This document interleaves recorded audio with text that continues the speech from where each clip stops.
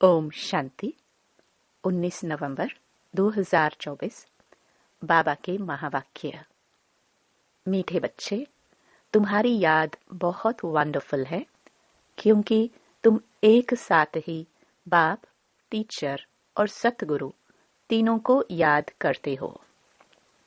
प्रश्न: किसी भी बच्चे को माया जब मगरूर बनाती है तो किस बात की डोंट केयर करते हैं? उत्तर: मगरूर बच्चे देह अभिमान में आकर मुरली को डोंट केयर करते हैं। कहावत है ना, चूहे को हल्दी की गांठ मिली, समझा मैं पसारी हूं।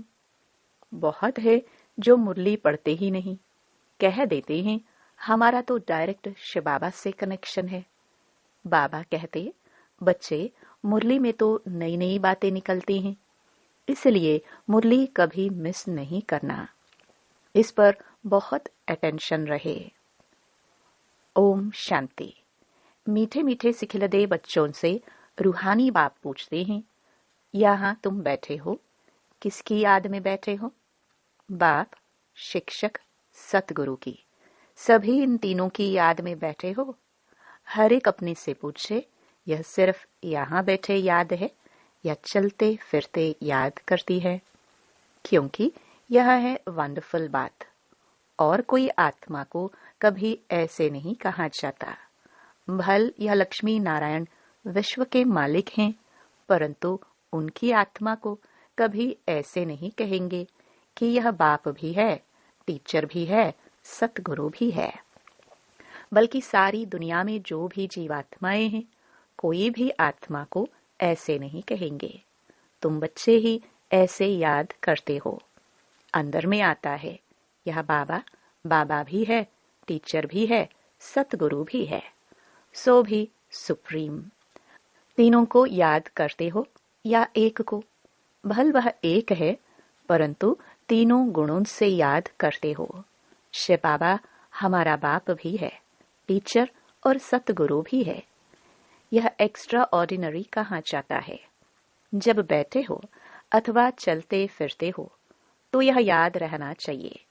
बाबा पूछते हैं, ऐसे याद करते हो कि यह हमारा बाप, टीचर, सतगुरु भी है? ऐसा कोई भी देहधारी हो नहीं सकता। देहधारी नंबर 1 है श्री कृष्ण। उनको बाप, टीचर, सतगुरु कह नहीं सकते। यह बिल्कुल वंडरफुल बात है। तो सच बताना चाहिए, तीनों रूप में याद करते हो। भोजन पर बैठते हो तो सिर्फ शिव बाबा को याद करते हो या तीनों बुद्धि में आते हैं? और तो कोई भी आत्मा को ऐसे नहीं कह सकते। यह है वंडरफुल बात। विचित्र महिमा है बाप की। तो बाप को याद भी ऐसे करना है, तो बुद्धि एकदम उस तरफ चली जाएगी जो ऐसा वंडरफुल है।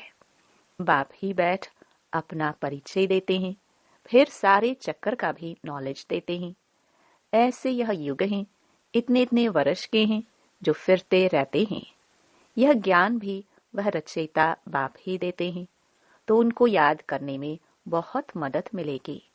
बाप, टीचर, गुरु वह एक ही है। इतनी ऊंच आत्मा और कोई हो नहीं सकती। परंतु माया ऐसे बाप की याद भी भुला देती है, तो टीचर और गुरु को भी भूल जाते हैं। यह हर एक को अपने अपने दिल से लगाना चाहिए। बाबा हमको ऐसा विश्व का मालिक बनाएंगे। बेहद के बाप का वर्षा जरूर बेहद का ही है। साथ साथ यह महिमा भी बुद्धि में आए, चलते फिरते तीनों ही याद आए। इस एक आत्मा की तीनों ही सर्विस इकट्ठी है, इसलिए उनको सुप्रीम कहा जाता है। अब कॉन्फ्रेंस आदि बुलाते हैं, कहते हैं विश्व में शांति कैसे हो? वह तो अब हो रही है, आकर समझो। कौन कर रहे हैं? तुमको बाप का ऑक्यूपेशन सिद्ध कर बताना है। बाप के ऑक्यूपेशन और श्री कृष्ण के ऑक्यूपेशन में बहुत फर्क है। और तो सबका नाम शरीर का ही लिया जाता है, उनकी आत्मा का नाम गाया जाता है। वह आत्मा बाप भी है, टीचर, गुरु भी है। आत्मा में नॉलेज है, परंतु वह दे कैसे? शरीर द्वारा ही देंगे ना। जब देते हैं तब तो महिमा गाई जाती है। अब शिव जयंती पर बच्चे कॉन्फ्रेंस करते हैं, सब धर्म के नेताओं को बुलाते हैं। तुमको समझाना है, ईश्वर सर्वव्यापी तो है नहीं। अगर सब में ईश्वर है तो क्या हर एक आत्मा भगवान बाप भी है, टीचर भी है, सतगुरु भी है? बताओ, सृष्टि के आदि मध्य अंत का नॉलेज है? यह तो कोई भी सुना ना सके। तुम बच्चों के अंदर में आना चाहिए, ऊंचते ऊंच बाप की कितनी महिमा है। वह सारे विश्व को पावन बनाने वाला है। प्रकृति भी पावन बन जाती है। कॉन्फ्रेंस में पहले पहले तो तुम यह पूछेंगे कि गीता का भगवान कौन है? सतयुगी देवी देवता धर्म की स्थापना करने वाला कौन?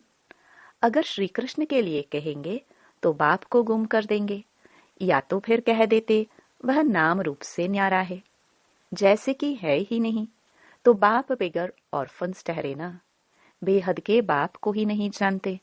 एक दो पर काम कटारी चलाकर कितना तंग करते हैं, एक दो को दुख देते हैं। तो ये सब बातें तुम्हारी बुद्धि में चलनी चाहिए। कॉन्ट्रास्ट करना है। यह लक्ष्मी नारायण भगवान भगवती है ना, इन्हों की भी वंशावली है ना, तो जरूर सब ऐसे गॉड गॉडेस होने चाहिए। तो तुम सब धर्म वालों को बुलाते हो, जो अच्छी रीति पढ़े लिखे हैं, बाप का परिचय दे सकते हैं, उनको ही बुलाना है। तुम लिख सकते हो, जो आकर रचयिता और रचना के आदि मध्य अंत का परिचय देवे, उनके लिए हम आने जाने रहने आदि का सब प्रबंध करेंगे। अगर रचता और रचना का परिचय दिया तो यह तो जानते हैं, कोई भी यह ज्ञान दे नहीं सकते। भल कोई विलायत से आवे, रचयिता और रचना के आदि मध्य अंत का परिचय दिया तो हम खर्चा दे देंगे। ऐसी एडवर्टाइज और कोई कर ना सके। तुम तो बहादुर हो ना, महावीर महावीरनिया हो। तुम जानते हो इन्होंने लक्ष्मी नारायण विश्व की बादशाही कैसे ली, कौन सी बहादुरी की। बुद्धि में ये सब बातें आनी चाहिए। कितना ऊंच कार्य कर रहे हो, सारे विश्व को पावन बना रहे हो, तो बाप को याद करना है, वर्षा भी याद करना है। सिर्फ यह नहीं कि शिव बाबा याद है, परंतु उनकी महिमा भी बतानी है। यह महिमा है ही निराकार की, परंतु निराकार अपना परिचय कैसे दे? जरूर रचना के आदि मध्य अंत का नॉलेज देने लिए मुख चाहिए ना। मुख की कितनी महिमा है। मनुष्य गौ मुख पर जाते हैं, कितना धक्का खाते हैं, क्या क्या बातें बना दी हैं। तीर मारा, गंगा निकल आई। गंगा को समझते हैं पतित पावनी। अब पानी कैसे पतित से पावन बना सकता? पतित पावन तो बाप ही है। तो बाप तुम बच्चों को कितना सिखलाते रहते हैं। बाप तो कहते हैं ऐसे ऐसे करो। कौन आकर बाप रचयिता और रचना का परिचय देंगे? साधु सन्यासी आदि यह भी जानते हैं कि ऋषि मुनि आदि सब कहते थे नेति नेति। हम नहीं जानते हैं, गोया नास्तिक थे। अब देखो कोई आस्तिक निकलता है। अभी तुम बच्चे नास्तिक से आस्तिक बन रहे हो। तुम बेहद के बाप को जानते हो, जो तुमको इतना ऊंच बनाते हैं। पुकारते भी हैं, ओ गॉड फादर लिबरेट करो। बाप समझाते हैं इस समय रावण का सारे विश्व पर राज्य है। सब भ्रष्टाचारी हैं, फिर श्रेष्ठाचारी भी होंगे ना। तुम बच्चों की बुद्धि में है, पहले पहले पवित्र दुनिया थी। बाप अपवित्र दुनिया थोड़ी बनाएंगे।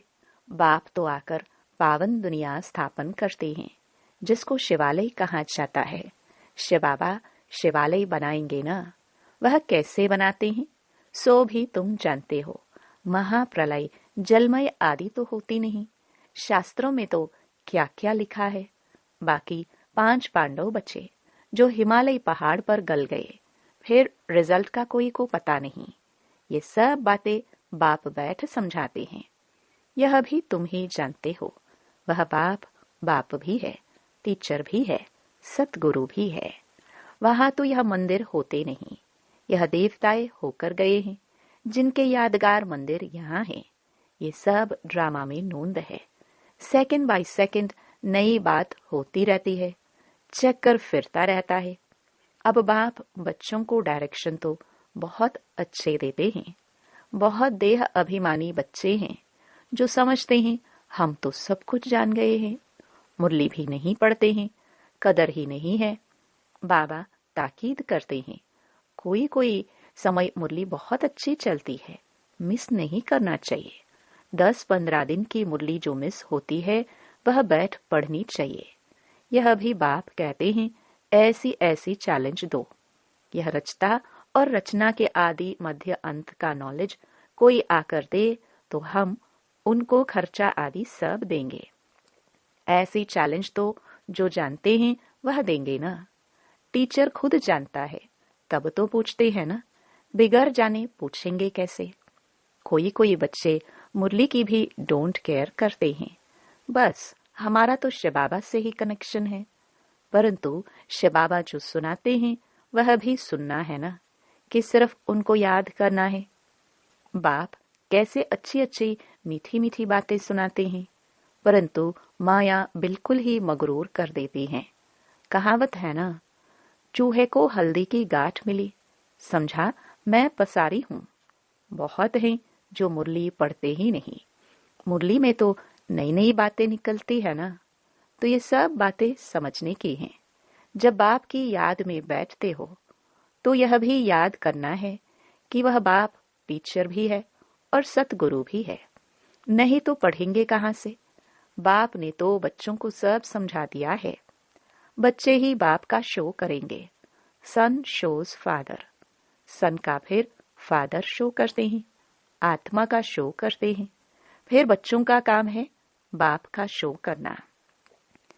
बाप भी बच्चों को छोड़ते नहीं हैं, कहेंगे आज फलानी जगह जाओ, आज यहाँ जाओ।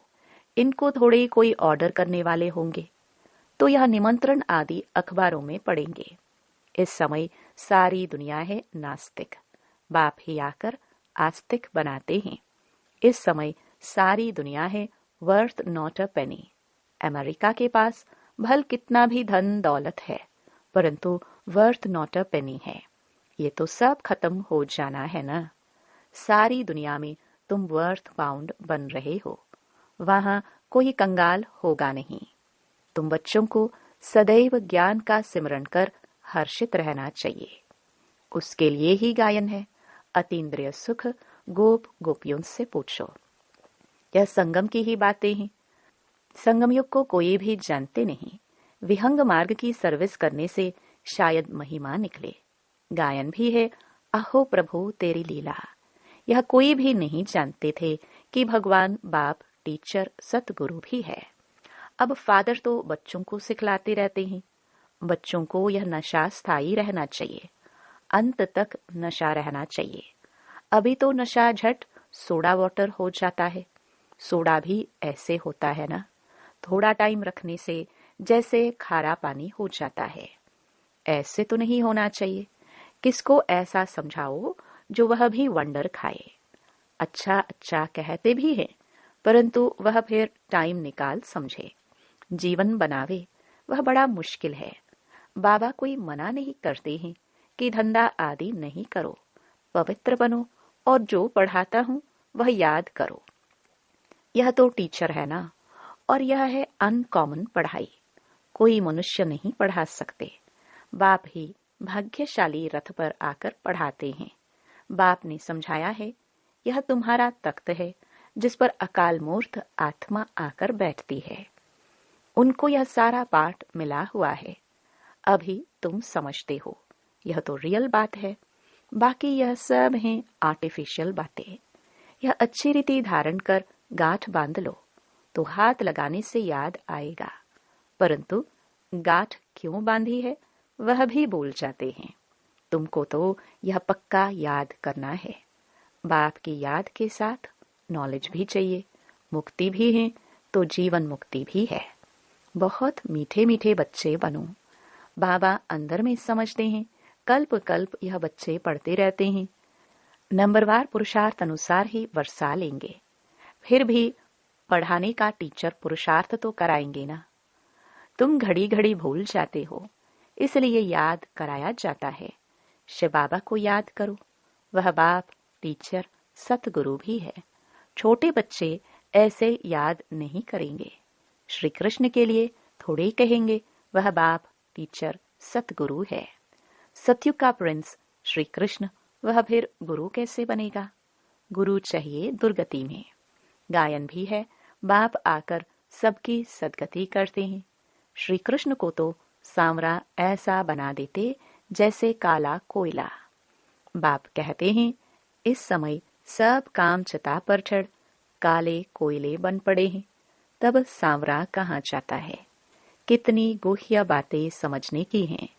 गीता तो सब पढ़ते हैं, भारतवासी ही हैं जो सभी शास्त्रों को मानते हैं। सबके चित्र रखते रहेंगे तो उनको क्या कहेंगे? व्यभिचारी भक्ति ठहरी ना। अव्यभिचारी भक्ति एक ही शिव की है। ज्ञान भी एक ही शिव बाबा से मिलता है। यह ज्ञान ही डिफरेंट है। इसको कहा जाता है स्पिरिचुअल नॉलेज। अच्छा, मीठे मीठे सिखिलदे बच्चों प्रति माता पिता बाप दादा का याद प्यार और गुड मॉर्निंग। रूहानी बाप के रूहानी बच्चों को नमस्ते।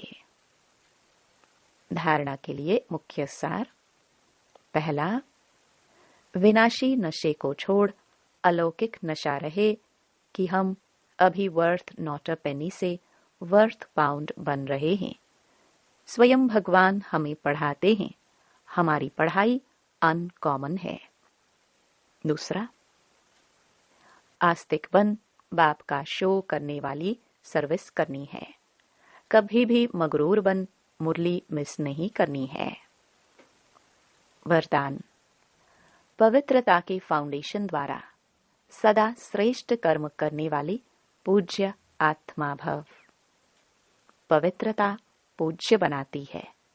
पूज्य वही बनते हैं जो सदा श्रेष्ठ कर्म करते हैं। लेकिन पवित्रता सिर्फ ब्रह्मचर्य नहीं, मनसा संकल्प में भी किसी के प्रति नेगेटिव संकल्प उत्पन्न न हो, बोल भी अयथार्थ न हो, संबंध संपर्क में भी फर्क न हो, सबके साथ अच्छा एक जैसा संबंध हो, मनसा वाचा कर्मणा किसी में भी पवित्रता खंडित न हो, तब कहेंगे पूज्य आत्मा। मैं परम पूज्य आत्मा हूँ। इस स्मृति से पवित्रता का फाउंडेशन मजबूत बनाओ। स्लोगन, सदा इसी अलौकिक नशे में रहो, वाह रे मैं, तो मन और तन से नेचुरल खुशी के डांस करते रहेंगे। ओम